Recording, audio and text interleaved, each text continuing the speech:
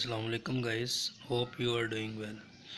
Today we will discuss about the Fourier transform of some basic signals. First of all, I will take the signal part 1, that is x1 of t is equal to r can be any arbitrary value which is the amplitude of that signal, exponential into minus alpha of t u of t. So first of all, this is our signal to whom which we have calculated its Fourier transform. So as we know that x1 of omega is its Fourier transform, we know the formula of minus infinity to infinity e k raised to power minus alpha t our signal, and we multiply it with e k raised to power minus j omega t d of t.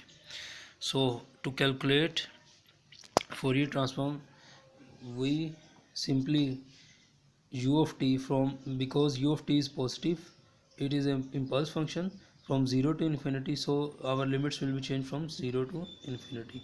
So here 0 to infinity e k by alpha t, our basis is same, so it will add d of t. So it will be calculated as e k by minus alpha t alpha j omega d of t. So r e k, as we integrate after putting the limits, here is the our Fourier transform. Here I have choose arbitrary r as 25, so r can be any arbitrary value which can you be choose. Now we will compute Fourier transform, as we have seen the signal x of 2 of t is equal to r e k raised by alpha t u of minus t. So as u of minus t, from now our limits will be changed from minus infinity to 0, e k alpha t minus j omega t.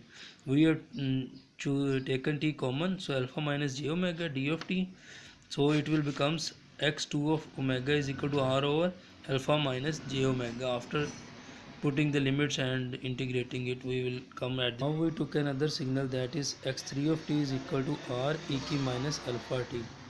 So x3 of omega will becomes minus infinity to infinity. Here we can see that t would be in modulus. Here t will take two values, that is one positive value and one negative value.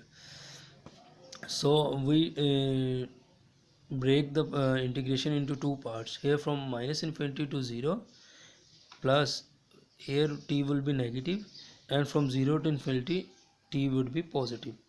So we simply integrate, and after solving this integration, we will come at this point. Here is r1 alpha minus j omega plus r alpha plus j omega.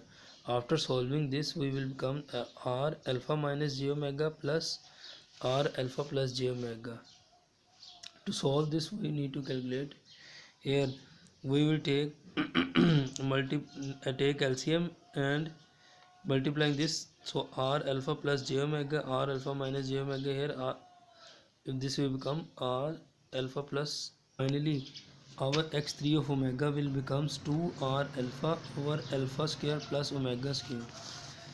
Here r can be any arbitrary value which I have chosen. It is basically the amplitude of the signal.